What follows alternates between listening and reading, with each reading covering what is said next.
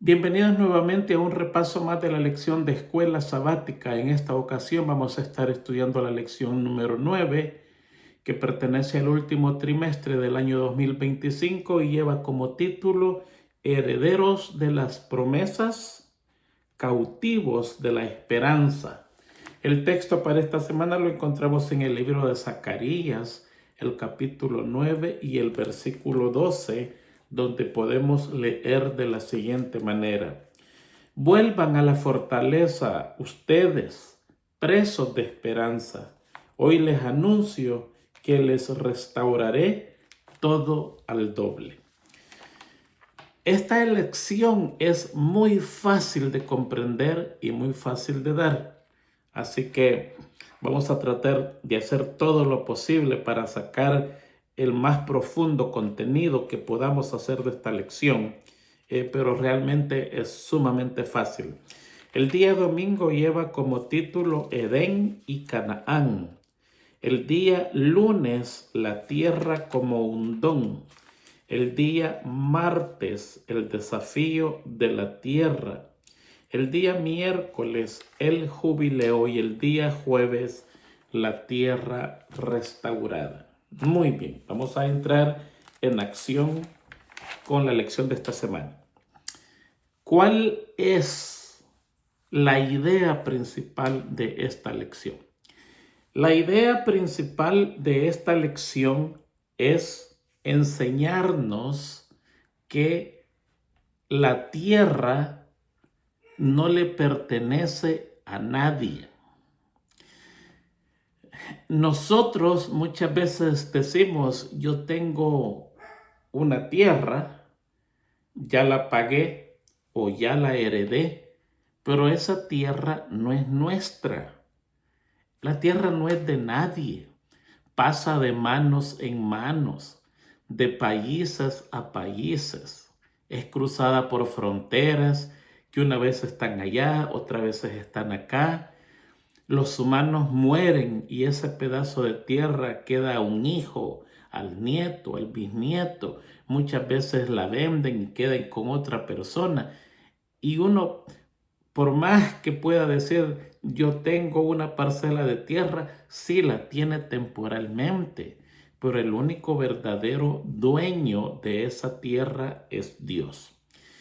Fíjense ustedes que cuando uno estudia la Biblia detenidamente, se da cuenta en la tentación de Jesucristo que el diablo dice una verdad, pero la dice a medias. Fíjense que en la tentación que el diablo le pone a Jesús en el desierto, en Lucas 4, 5 y 8, el diablo le dice, déjeme leérselo los tres versículos ahí. Y le llevó el diablo a un monte alto y le mostró en un momento todos los reinos de la tierra. Y le dijo el diablo, a ti te daré toda esta potestad y la gloria de ellos, porque a mí me ha sido entregada y a quien quiero la doy.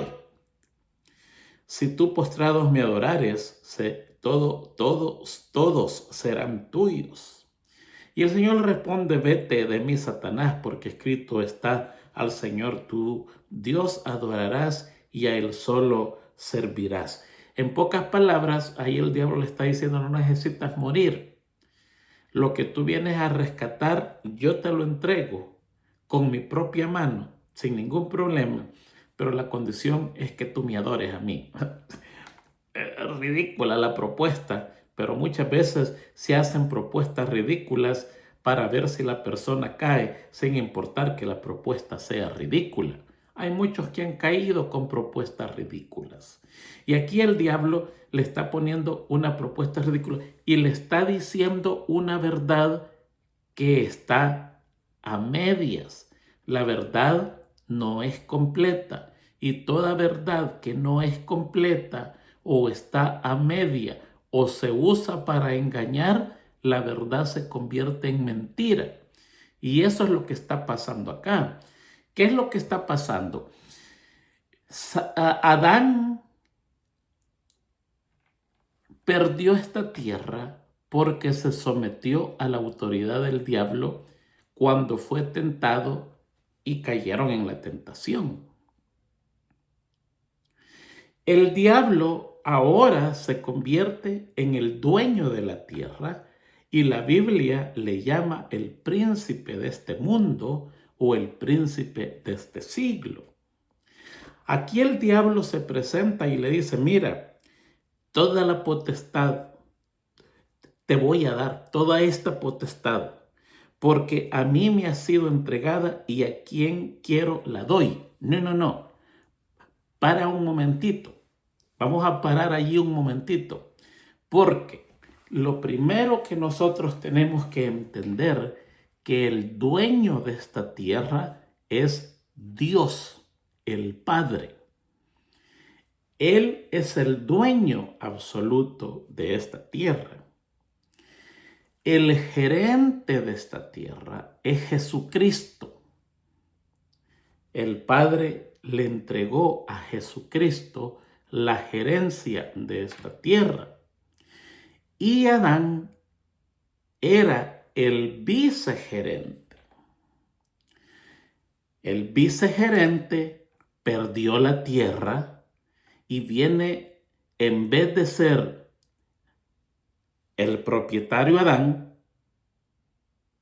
o el vicegerente Adán, el diablo se convierte en el vicegerente. Pero hay que recordar que el gerente es Jesucristo y el dueño de la tierra es Dios. Por lo tanto, aquí el diablo no está diciendo la verdad, porque aunque él ha ganado la tierra es temporalmente de él. Él no es dueño de la tierra. Él ha usurpado un puesto que es ser el segundo, el vigerente, el vicegerente de la tierra. El gerente es Jesucristo y el dueño es Dios. O sea, aunque él está diciendo la verdad, mira, está diciendo, esta tierra la perdió Adán y yo soy el vicegerente ahora, no dice que el gerente es Jesucristo y que el dueño es Dios. Él dice, no, esta tierra la perdió Adán, todo esto a mí se me ha entregado y a quien yo quiero yo lo doy. No, perdona, no es así, tú no eres el dueño. Tenés la vicegerencia temporal porque el otro vicegerente la perdió ante ti. Fue una apuesta que hizo y terminó perdiendo. Entonces sos el vicegerente temporal, pero recuerda que tenés un gerente y ese gerente de esta tierra se llama Jesucristo y el dueño es el Padre. Por lo tanto, tú no eres el dueño. Entonces no puedes poseer esta tierra a tu antojo. El dueño de la tierra es Dios y el gerente es Jesucristo y tú eres un vicegerente temporal que de un momento a otro la has perdido. Esa situación es la situación de todos nosotros.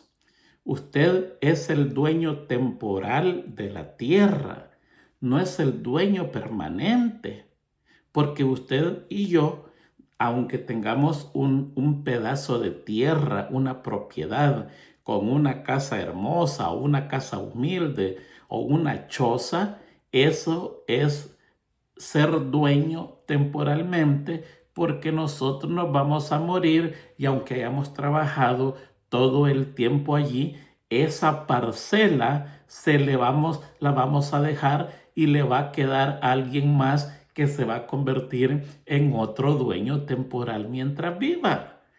La tierra no tiene dueño. La tierra le pertenece a Dios. Nosotros arrendamos la tierra. Algunos la arrendamos mensualmente, otros la arrendamos mientras vivimos, pero al final esa tierra no nos pertenece. Cuando nosotros nos morimos, no nos llevamos absolutamente nada. Con ese pensamiento en mente tenemos que entender que eso es lo que pasó en el Edén y en Canaán. A Adán y Eva se le entregó una tierra hermosísima. ¿Qué tuvo que hacer Adán y Eva? Absolutamente nada. Sencillamente Dios le entregó esa tierra porque a él le plació entregarla.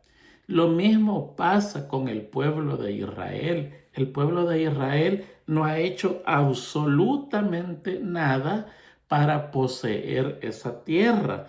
No son merecedores. Lo que pasa es que la licencia de sus antiguos dueños expiró. Se le dio un tiempo que ellos podían tener la licencia de esas tierras, y cuando llegó la hora dada, ellos no hicieron el uso debido, se les quita la licencia y ahora se le entrega al nuevo pueblo, que es un dueño temporal también. El nuevo dueño comete el mismo error de su antiguo dueño y también se le quita la tierra. El pueblo de Israel perdió esa tierra por no cumplir con los requisitos del verdadero dueño de la tierra. Y por muchos siglos estuvo esa tierra ocupada por otras personas. Ahora ellos vuelven y qué tremendo lío. Los países así pasan. Hay países que se apoderan de una porción de tierra de otro país. Con el tiempo la vuelven a recuperar. Hay países que tienen décadas peleando por un pedazo de tierra, por una isla, por un volcán, por un lago, por un pedazo de mar. Siguen peleando, la ganan temporalmente y la vuelven a perder. Adán se le entregó esa tierra no para perderla, sino para vivir en ella eternamente, pero al final la terminó perdiendo. Y al perderla, en el caso de Adán, a todos nos pasa la factura porque él hipotecó la tierra y usted y yo seguimos pagando la hipoteca de esta tierra con un alto interés. La muerte nos arrebata lo que en toda la vida luchamos para obtener: un pedacito de tierra donde vivir. El Edén y el Canaán, la tierra de Canaán, fueron entregadas sin que sus dueños hicieran algo, ni sin que sus dueños la merecieran. Sencillamente, vamos al día lunes, la tierra es un don de Dios. Él realmente es la persona que puede tener la autoridad para entregar una tierra a quien él le plazca. Eso lo hizo, lo probó, se la quitó al mundo cananeo y se la entregó al pueblo israelita. Él hizo todos los preparativos y los movimientos necesarios para que el nuevo pueblo que iba a tomar esta tierra la poseyera en verdad. Pero con la posesión de la tierra venía también las normas de la tierra, y la condición era que mientras ellos cumplieran las normas que el dueño de la tierra había implantado, esa tierra la podían usar por tiempo ilimitado. Pero si los terratenientes, los inquilinos de esa tierra, no cumplían con los requisitos del dueño de la tierra, entonces la tierra les sería quitada y entregada a otro, y eso fue exactamente lo que pasó. El pueblo de Israel se perdió en la idolatría, que había sido la causa principal para la desposesión de los cananeos, una idolatría terrible. Israel la vuelve a repetir, y también el Dios que es justo, que no hace acepción de personas, parte igual, y este pueblo también pierde esta tierra que se le había dado completamente gratis. En el domingo y el lunes podemos entender que la tierra no le pertenece a nadie sino temporalmente. La tierra, hay lugares que son casi regaladas y hay lugares que son carísimos, son carísimos. Fíjense que cuando yo estaba joven apareció un muchacho aquí en Estados Unidos, en Washington, D.C., donde he vivido toda mi vida, y me dijo, vení, me dijo, ¿ves ese apartamento que está ahí? Te lo vendo. Yo le estoy hablando a usted en el 85, 86. Y el apartamento estaba destruido totalmente, había sido abandonado, todo estaba terriblemente destruido. Había que arreglarlo. Y era pequeñito, delgadito y alto, tenía 4 pisos. Era difícil subir hasta arriba y estar bajando 4 pisos. Y yo le digo, ¿en cuánto me lo vendes? Y en el 84 me dijo, te lo vendo en $250,000. Era demasiado dinero. Usted podía comprarse una casa con un espacio atrás, un buen solar, un buen pedazo de terreno por $90,000. Le estoy hablando de una casa casi de campo, $100,000. 140, era una casa grande y costaba pagar ese dinero hace 40 años atrás, hacer una fortuna. Y este aparece vendiendo un apartamento destruido en $250,000. Pero había algo interesante, que si usted sacaba la cabeza por una de las ventanas de ese apartamento y miraba a su derecha, ¿sabe lo que estaba allí? La Casa Blanca. Estaba a media cuadra, está todavía a media cuadra de la Casa Blanca. Y yo dije, bueno, no, primero porque no tenía ese dinero y después porque no era una ganga que yo iba a decir, voy a comprar esa tierra. Alguien más la compró. Años más tarde yo vi ese mismo lugar muy arregladito, en el mismo lugar. Y esa propiedad costaba $millones. Un poquito de arrepentimiento, ¿no? El hombre le pone precio a la tierra y en verdad la tierra no tiene precio. La tierra es de gran valor, mucho valor. Usted y yo somos dueños temporales de esa tierra. El dueño permanente de esta tierra se llama Dios. El gerente de esta tierra es Jesucristo. Y por este momento, el vicegerente, quien gobierna esta tierra, el máximo dirigente de esta tierra, dice el espíritu de profecía, es un demonio, el Dios de este siglo. Y se le va a quitar y va a volver a su dueño original completamente. Y cuando eso pase, cada quien va a poseer un pedazo de tierra donde allí sí se va a poder decir es nuestra tierra por la eternidad. Por lo tanto, la tierra le pertenece a Dios y es un don de Dios. Por el momento, nadie es dueño de ninguna tierra, solamente temporal. Por unos cuantos años, mientras viva, mientras no la venda, mientras no haya una guerra, mientras no sea destruida, es temporal. Pero Dios es el verdadero dueño y eso es lo que el día domingo y lunes nos está tratando de decir.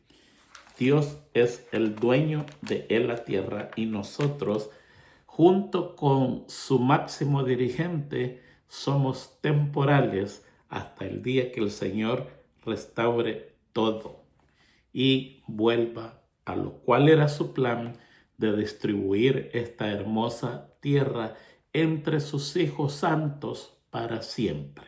Muy bien, ya tomamos domingo y lunes. Hoy vamos a pasar al día martes, el desafío de la tierra. Aquí está basada en Josué 13:1.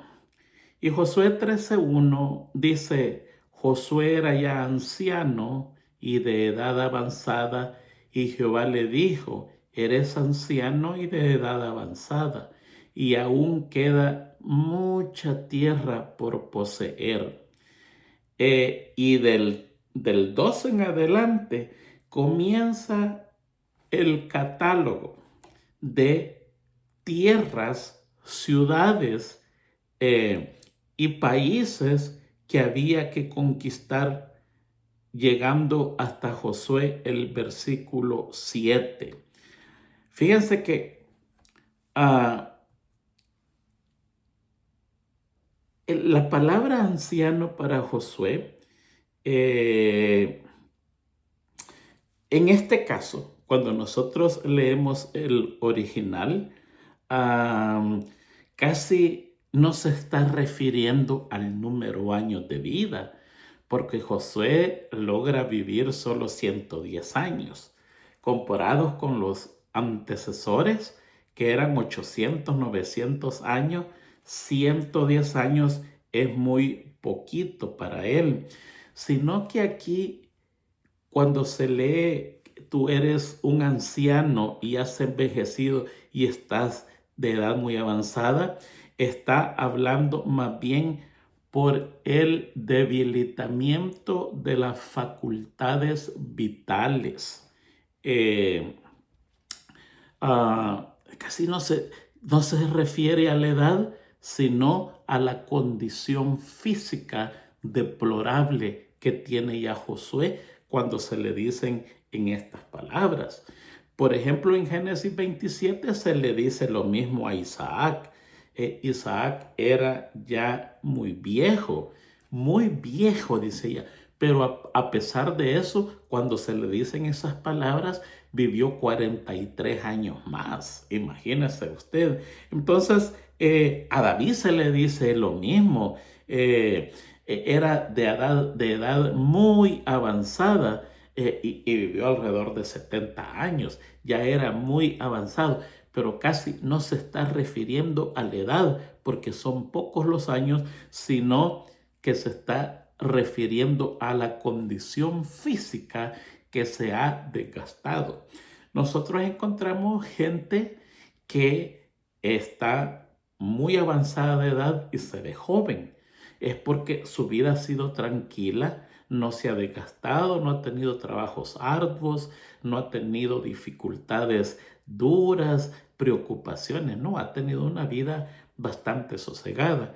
Mientras que también encuentra gente muy joven que parece bien avejentada porque toda su vida ha sido una vida de ardua labor. Pues aquí es lo que se está refiriendo cuando se le dice a Josué, ya eres muy viejo y ya estás de edad avanzado, no en años, 110 años.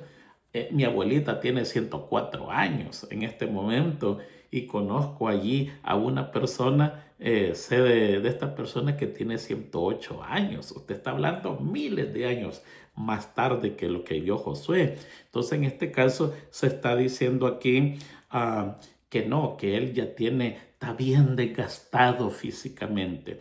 La excepción de esto, imagínense a Isaac y a David se le dice eso. La excepción de eso fue Moisés. Había hablado con Dios cara a cara, y aparentemente ese acto le había sustentado sus fuerzas vitales, y por eso es que se dice que Moisés no perdió la lucidez, la brillantez de sus ojos. O sea, tenía 120 años y estaba buenecito, funcionando perfectamente. Pero no es el caso de Josué. Josué ya está bien gastado, ha tenido una vida totalmente de gaste, batalla tras batalla, y allí el Señor le hace un desafío y le dice, mira, tú ya estás viejo, estás bien gastado ya, ya diste lo que tenías que dar. Fíjese que estaba leyendo yo hace años en el espíritu de profecía, que dice que el Señor coloca en nosotros para que entendamos como una batería. Y esa batería nosotros tenemos que cuidarla porque ahí está dictaminado nuestra existencia. Entonces, esto está hablando del cuidado del cuerpo, del régimen alimenticio y todo eso. Este libro yo creo que está en... les mentiría dónde está el libro, pero está en uno de estos libros que habla del régimen alimenticio. Y dice que hay muchas personas que agotan esa batería antes de tiempo y cuando llegan los días últimos no tienen más energía.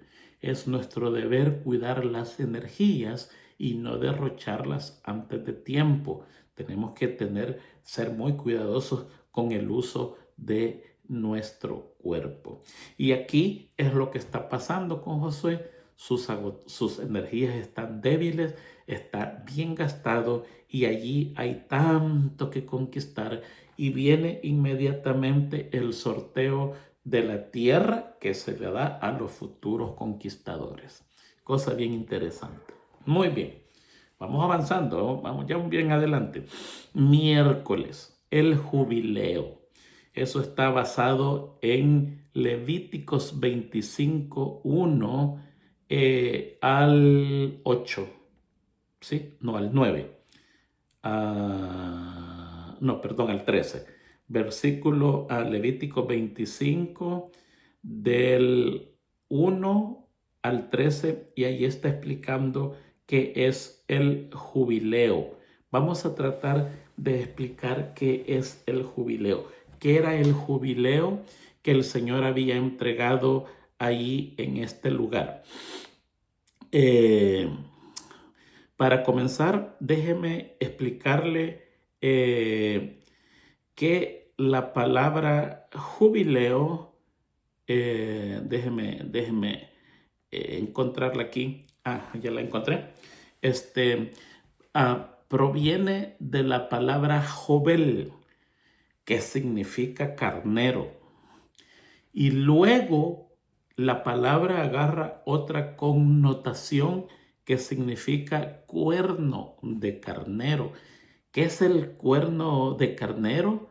Es ese tipo de trompeta que usaban los judíos y que la siguen usando. Venden unos hermosos cuernos que preparan también, y en esos días la boquilla era de oro y daba un sonido similar al de la trompeta, ¿sí? Con eso, digamos, podemos decir, era una clase de trompeta. La palabra jubel también viene de jubal, y jubal era sencillamente alguien a quien Dios le había dado el espíritu para que inventara instrumentos musicales. Entonces, la palabra jubileo viene de tocar un instrumento. En verdad es tocar un instrumento y en ese caso era una trompeta. Muy bien, vamos a tratar de explicar qué está pasando en el jubileo. Hay 3 descansos que Dios instituyó al pueblo de Israel. Primero está el día de descanso, que es el sábado. Usted cuenta 1, 2, 3, 4, 5, 6 días y el séptimo es día de descanso a Jehová, día de reposo, día de adoración. Está el año de descanso. El año de descanso, usted cuenta 1, 2, 3, 4, 5, 6 años y el séptimo año la tierra descansa y descansan sus animales y descansa todo lo que tiene, lo que se usa para trabajo. La tierra no se podía cultivar. La tierra iba a producir su fruto naturalmente. Iba a aparecer trigo, del trigo que se había caído el año pasado. Las uvas iban a dar uvas y todo iba a ser naturalmente. Y eso estaba expuesto al uso público. el dueño de una tierra no podía ir a cosechar todo lo que esa tierra tenía, sino que tenía que tomar lo que él necesitara para el día, para ese día. Pero no podía decidir, uy, el martes voy a ir a mi tierra y voy a cortar todo el trigo que hay allí y me lo voy a traer para la casa. No, si él necesitaba trigo, tenía que ir a cortar el trigo que necesitaba para comer ese día y la tierra quedaba libre. Cualquier persona podía entrar en la tierra y tomar posesión de cualquier producto que había en esa tierra. O sea que en pocas palabras, en la tierra no tenía dueño, ni para gente ni para animales. Los animales pastaban libremente. Nadie se iba a enojar porque el buey del vecino se metió a mi era y se comenzó a comer el trigo. No, no, no. Era completamente libre. Si yo necesitaba una fruta y estaba en la casa de a saber quién, en la propiedad de a saber quién, tenía toda libertad en el año de descanso de entrar en ese lugar y tomar posesión de los frutos, porque la tierra en ese año quedaba sin dueño. Ese era el año de descanso. Se tenía que contar 6 años de trabajo y en el 7º año la tierra descansaba. ¿Por qué se instituyó esto? Déjeme darle ciertas ideas por qué se instituyó eso. Primero,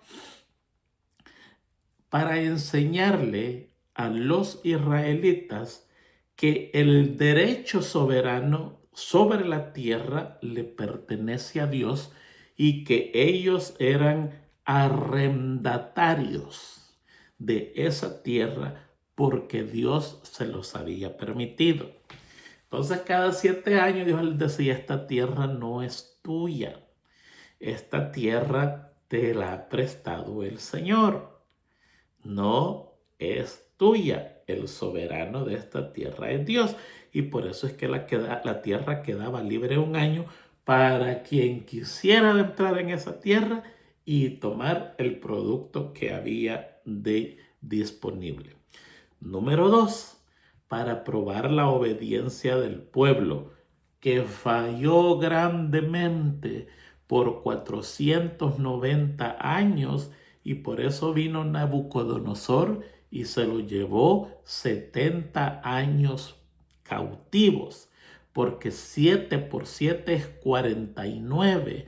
Les cobró Dios un año de descanso por 490 años que no obedecieron. Dios dijo, esta tierra cada 7 años va a parar, va a descansar. Y ellos dijeron, nada, es problema, sigamos continuando. Y al final de 490 años, el Señor le dice a Nabucodonosor, vete a recoger ese pueblo, por favor, y vas a hacer reposar esa tierra por 70 años como yo ordené. Entonces Dios puso a prueba la obediencia de este pueblo y fallaron en grande. Esa es la número 2. La 3, para demostrar la providencia de Dios, para que ellos entendieran que quien estaba a cargo de ellos era el mismo Dios.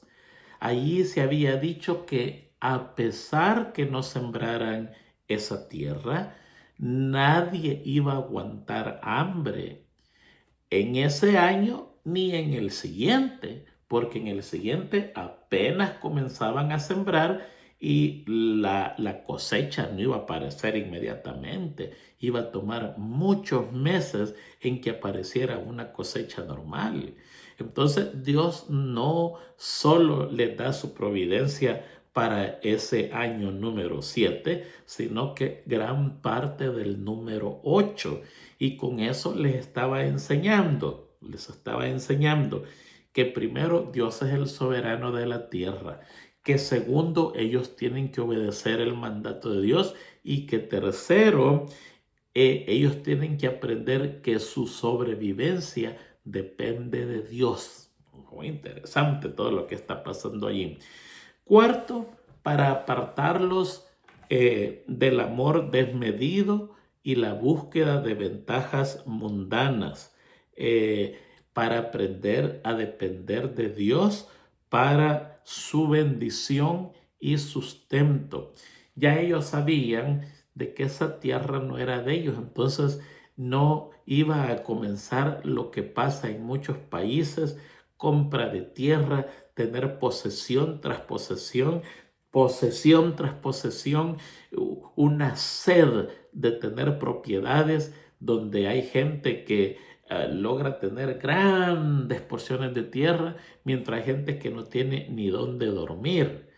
Con eso ellos iban a decir: no, aquí la tierra nosotros la arrendamos. En verdad, Dios es el soberano y Él quiere que le obedezcamos, y Él nos va a mostrar su amor, que no nos va a dejar pasar hambre, porque Él está al cuidado de este pueblo. Y la quinta, para recordarles que hay un descanso y hay una bendición que Él ha provisto para los hombres. Es lo mismo de lo del sábado. Hay un descanso, hay una bendición. Qué cosa más hermosa cuando viene el viernes y usted está cansado de las faenas de la semana, y cuando viene el viernes usted se reúne con su familia, deja sus cargas ahí a la orilla de la puesta del sol, y ahí se dedica en un tiempo de adoración, de gratitud, de amor y compañerismo con su familia y con sus hermanos, con la iglesia. Eso es una bendición. Esa bendición no lo tienen los demás que no guardan el sábado, pero sí lo tienen los hijos de Dios. En Levítico 25:3 dice: 6 años sembrarás tu campo y 6 años podarás tu viña, y recogerás sus frutos. Y el 25:4 de Levítico dice: pero al séptimo año será día de reposo para la tierra, día de reposo para Jehová. No sembrarás tu campo ni podarás tu viña. Allí la vas a dejar tranquilamente. El 25:5 dice: lo que crezca por sí solo de tu cosecha, no lo segarás, ni recogerás las uvas de tu vid sin podar, porque es año de descanso para la tierra. Hay unas versiones que dicen: lo que crezcan de las uvas nazareas. Es unas versiones interesantes, ¿ve? De la misma manera que un nazareno, como Jesucristo, como Sansón, se dejaba crecer el cabello sin cortárselo, así eran las uvas nazareas. No se tenían que cortar, sino que dejarlas crecer allí sin cortar. Es como las primicias. Mire, cuando se sembraba un árbol, ese primer fruto que daba el pueblo de Israel, era prohibido tocar ese fruto. Nadie podía tomar de ese fruto, tenía que caer ese fruto a la tierra. Eso era la primicia para el Señor, lo primero y lo más bueno. Ahí se reconocía: mira, Señor, este árbol está dando fruto porque tú le has permitido que dé fruto, por lo tanto ese fruto es tuyo. Ahí podían llegar los animales del campo, los pájaros, probar de ese fruto, y ninguna persona podía tomar de ese fruto hasta la segunda cosecha. Esa ya se podía tomar, pero eso era sagradísimo. No se podía tomar de eso. Muy bien, esto es el año de descanso. Recuerde, está el día de descanso, que es el séptimo día de la semana, y está el año de descanso, que es el séptimo año de una semana de 7 años. ¿Ve? Ahora viene el jubileo. El jubileo es 7 por 7, 49. 7 semanas de 7 años, y cuando eso terminaba, comenzaba el gran año del jubileo. Dice el 25:8, y contarás 7 semanas de años para ti, 7 veces 7 años, clarito, son 49. Y el espacio de las 7 semanas de años será para ti 49 años. ¿Ve? Eh, ah, y al nomás llegar allí, entonces se iba a tocar trompeta, y en el año 50 iba a comenzar el jubileo. O sea, que habían 2 años de descanso. El séptimo, que era el año 49, y cuando el año 49 terminaba, dice, ahí vas a contar 7 semanas de 7 años, y cuando esto termine, comenzaba el año del jubileo. ¿Qué era el año del jubileo? En el año del jubileo, este año, las tierras que habían sido vendidas volvían a su dueño original.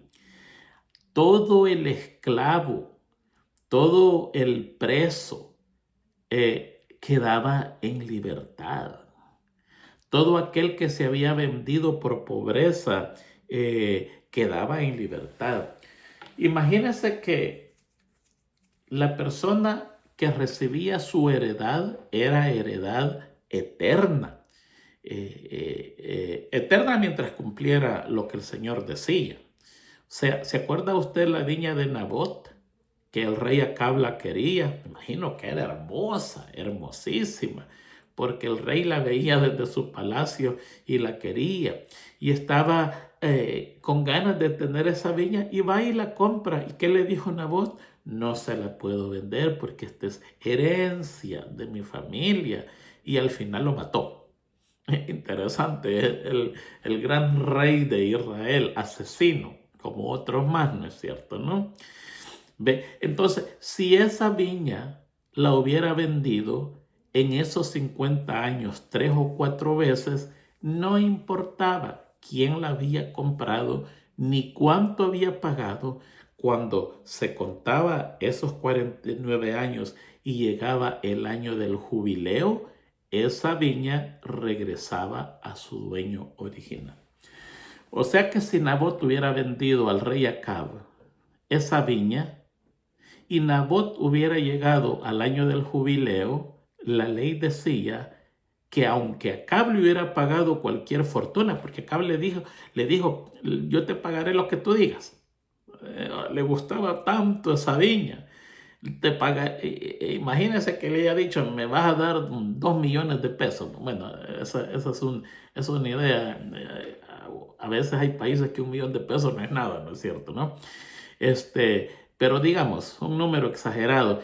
Y Acab le hubiera pagado ese dinero al final de los 50 años, al final de los 49 años y el principio de los 50, esa viña tenía que regresar a su dueño original, que en este caso era Nabot. Todas deudas eran perdonadas, todita deuda. Usted tenía una deuda que no podía pagar y había estado luchando por pagarla. Cuando sonaba la trompeta en el mes 10º de ese año 49 y se declaraba que había comenzado el año de jubileo, allí su deuda quedaba completamente saldada. Los prisioneros y cautivos recuperaban su libertad. Los esclavos eran declarados libres y los deudores absueltos. Era un espectáculo.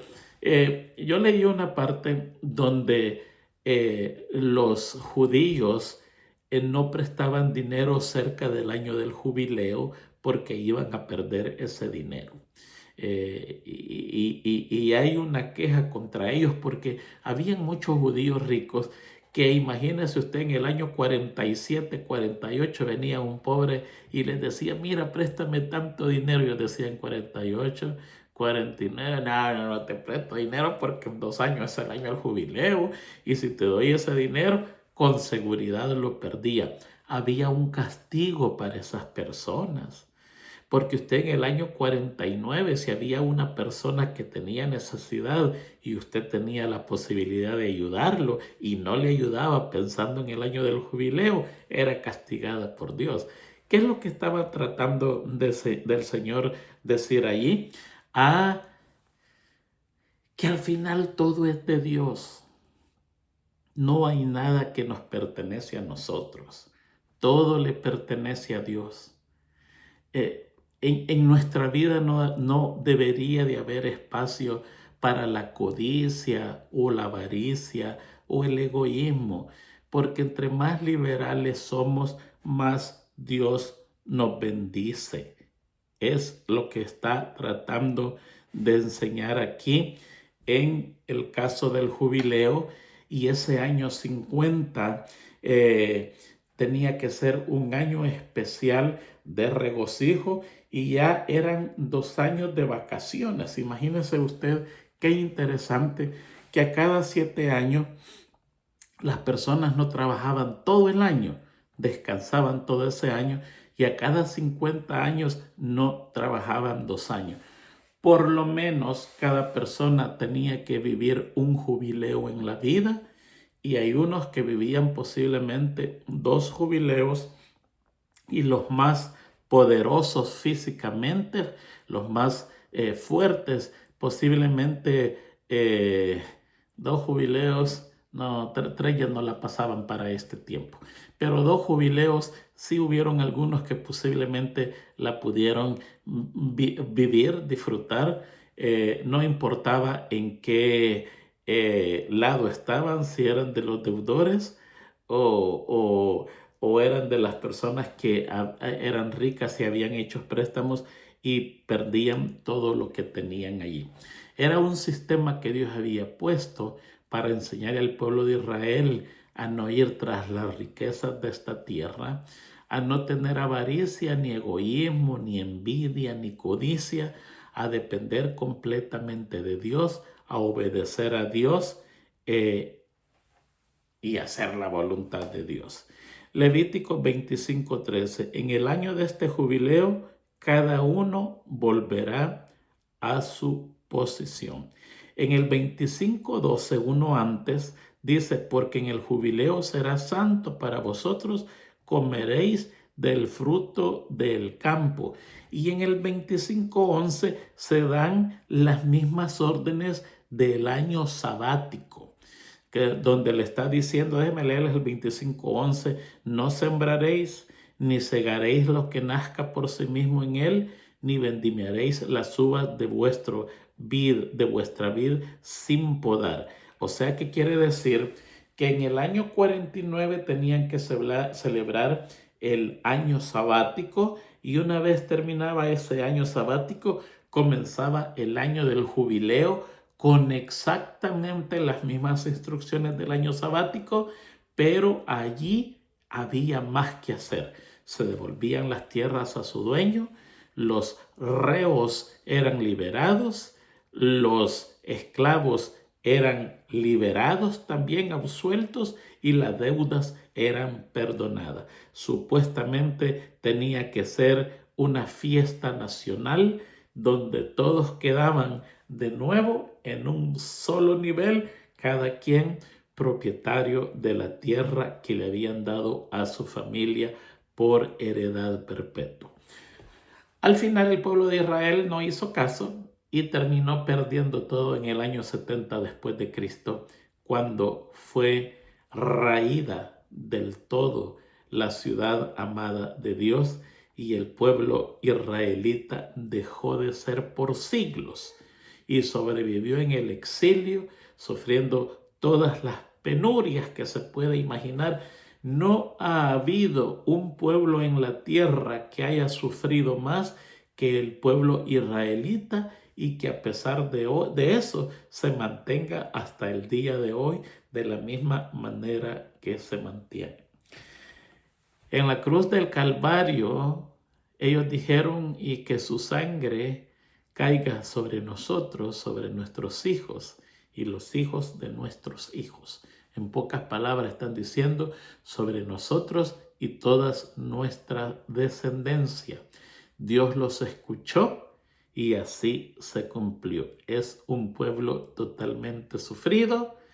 La última que pasaron fue en la Segunda Guerra Mundial. Después se restauraron y volvieron a su tierra y ahora están construyendo su país, no como la nación de Dios, sino como una nación común y corriente. La salvación ahora, el evangelio no llega a ellas como nación, sino como individuos. Interesante. Para aprender. Y por último, llegamos aquí al final en la tierra restaurada. Miren, en la tierra restaurada aprendemos lo siguiente. Habla un poco aquí de Babilonia, del rey Nabucodonosor,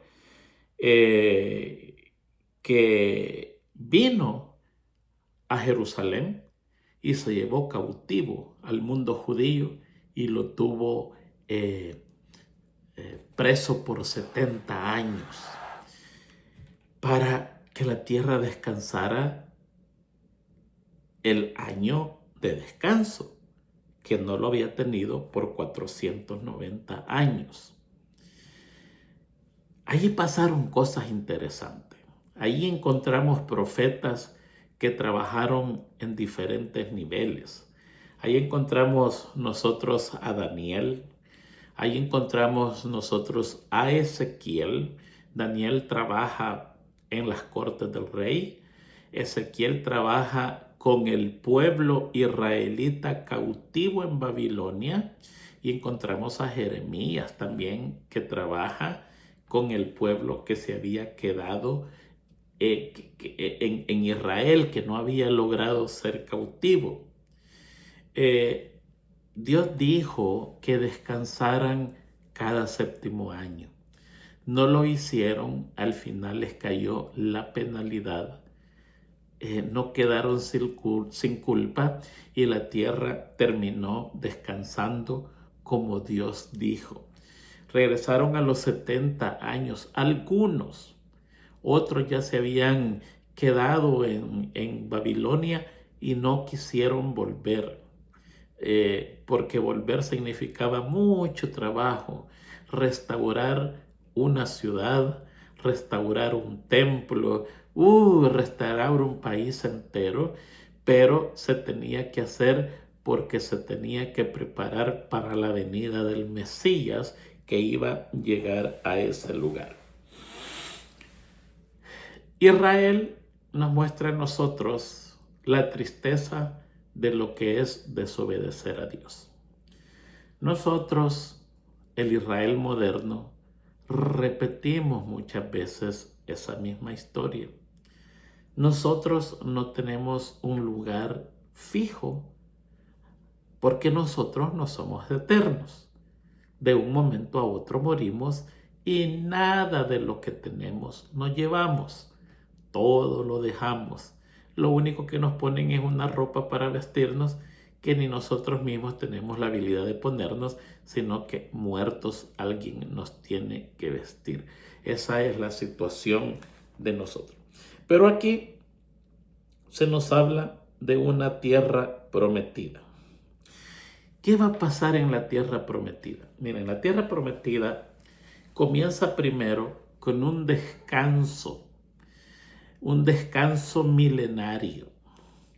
Fíjense bien, en el cielo, un descanso de 1000 años. Ahí se va a descansar. Cuando Jesucristo venga y se lleve a los salvos y estén en el cielo por 1000 años, este es un intenso entrenamiento, un crecimiento del humano en todas sus formas. intelectual, físico, moral, idiomas, de todo. Allí va a ser uno de los entrenamientos más largos que va a durar 1000 años, día y noche, porque allí no hay noche. Bueno, día y noche no sé cómo se cuenta ahí, imagino que por día para nosotros, si contamos 1000 años es porque contamos el día, pero no hay noche, dura 24 horas, lo que tenga que durar allí, eso vamos a estar. Dice el Espíritu de Profecía que cuando los salvos entren en el cielo van a ver de todas estaturas, de acuerdo a la época de la historia de la tierra en que murió. Los que murieron de Abraham para atrás tendrán rostro de ángel, se parecerán mucho a los ángeles de alta estatura.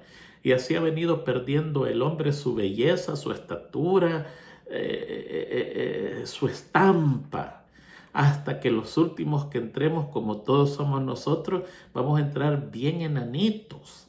Y así se va a conocer de qué etapa en la historia de la tierra nosotros vivimos por la estatura. Pero al final de los 1000 años todos tendremos la estatura de Adán, un poquitito menos que Jesucristo, que es la estatura de los ángeles. O sea que hay un crecimiento físico, hay un desarrollo físico, nuestras facciones van a cambiar, no vamos a perder nuestra identidad. Usted va a saber que yo soy Tony García, pero ya no este Tony García que ve gordo y feo y pelón, lo va a ver guapazo, todo un muñecazo. Yo como no lo conozco, usted siempre va a decir, wow, usted fue guapo toda la vida. No, va a haber crecimiento en todo eso. Vamos a aprender modales. Sé que la música se nos entrega automáticamente con el arpa. Cuando Cristo pone el arpa en nuestras manos, sencillamente agarramos el arpa y la tocamos con maestría. Eso no es aprendizaje, sino que es un regalo que Dios da. Pero allí va a haber mucho aprendizaje, porque al final de los 1000 años está la graduación. Adán no vio la creación de la tierra. Adán fue creado de último. Primero se creó toda la tierra, y cuando la tierra estaba creada, entonces el último en ser creado fue Adán y después Eva. Posiblemente, no posiblemente, casi más que seguro, al final de los 1000 años va a ser diferente. Dios va a llamar cielos a nuevos y tierra nueva. Y las primeras cosas ya pasaron y la muerte no será más. Y Dios enjugará las lágrimas de sus hijos. Nosotros vamos a estar dentro de la ciudad. Primero viene el castigo, el fuego eterno, donde va a ser aniquilado todo pecador. Y después de eso viene la nueva creación. ¿Cuánto va a durar la creación? Posiblemente la semana. Posiblemente, esta es idea mía, por favor, fíjese bien lo que le estoy diciendo. Posiblemente la semana, porque de ahí en adelante se va a volver a contar una semana, porque la Biblia dice, y será que de mes en mes y de sábado en sábado vendrá toda carne a adorar delante de mí, dice Jehová. Entonces posiblemente la semana comienza con una creación que Adán no tuvo la oportunidad de ver, pero ahora nosotros todos vamos a tener la oportunidad de ver cómo fue la creación. O sea, en este caso, la criatura ya está antes de la creación. Lo mismo que en el principio. En el principio, todos los ángeles estaban antes de la creación, pero no Adán y Eva. En este caso, igual a los ángeles, todos los humanos que son criaturas están antes de la creación y van a poder contemplar la creación. Allí en ese momento nosotros nos quedamos con 3 propiedades eternas que nadie se las va a quitar, porque la Biblia asegura que el pecado no se levantará más. Ya quedó sanado, ya quedó curado, no va a haber más. La Biblia es clarita y dice, y el pecado no será más. Está escrito en la Biblia, lo dice el Espíritu de Profecía, no se va a levantar más un ser en la historia de la eternidad que repita lo que hizo Lucifer en el cielo. No va a haber más, no va a haber. Está determinado que esto ha sido la peor desgracia del universo y los otros mundos la viven como que está, la van a vivir como lo que están viviendo en este momento, que están contemplando todas las desgracias y todo lo que pasa acá.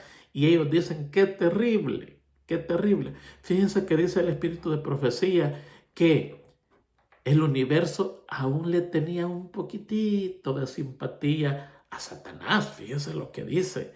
Y se le terminó de morir esa simpatía que algunos tenían para Satanás cuando lo vieron crucificar al Hijo de Dios en la cruz.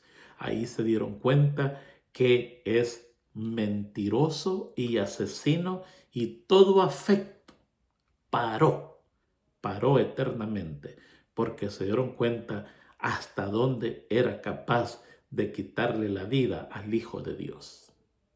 ¿Qué cosa? Entonces, el pecado no va a ser más. Este es un libro abierto por la eternidad, lo que pasó en esta tierra, y el Señor asegura que el pecado no se va a levantar más. Entonces, ¿qué es lo que pasa? Ahí nos quedamos con tres propiedades. Una en el cielo, que va a ser la habitación de los ángeles caídos. ¿Usted se imagina qué hermosa casa han dejado esos ángeles allí? Eso tiene que ser hermoso.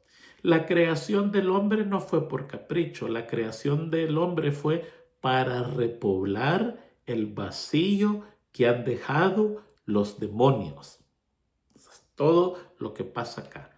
Vamos con este número. Cuando se cumpla el número, entonces ahí se termina todo, porque se va a cumplir el número de estos seres que cayeron.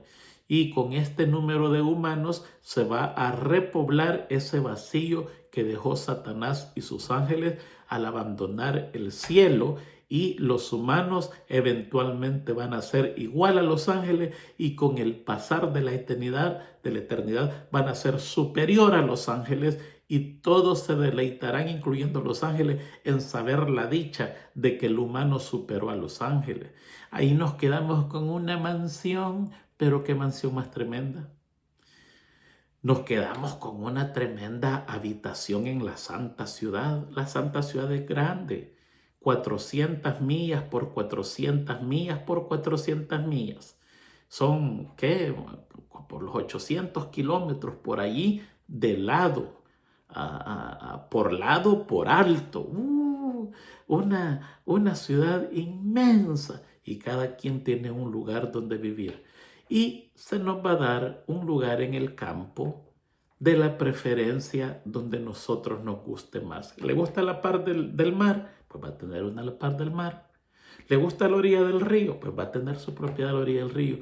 Y allí usted va a construir su casa de campo, y vamos a estar tan atareados que por la eternidad nunca la vamos a terminar. ¡Oh, qué cosa más emocionante, más impresionante!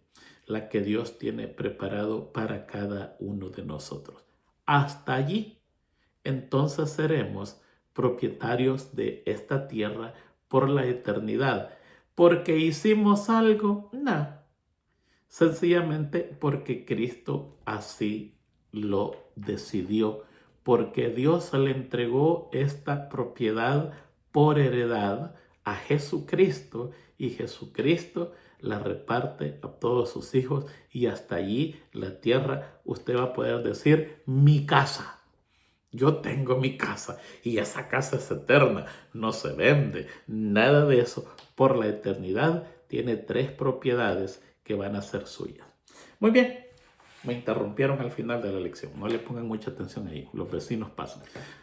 Gracias por estudiar con nosotros. Que esta lección nos ayude a prepararnos y ser mejores personas. Hay tanto que ganar y mucho que perder.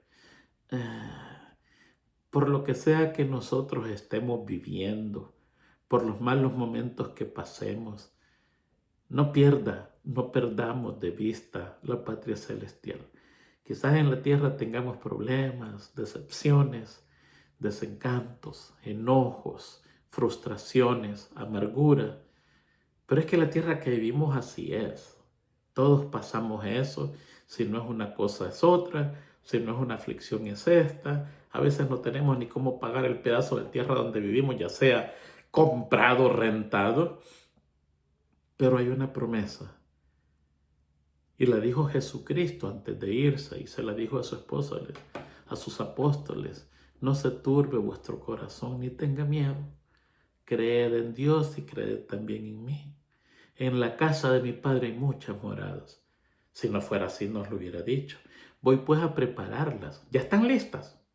No es que las voy a construir. No, ya están construidas, pero las voy a preparar. Porque les tengo que cambiar nombre. Tenía el nombre de un ángel y ahora va a tener el nombre de un salvo.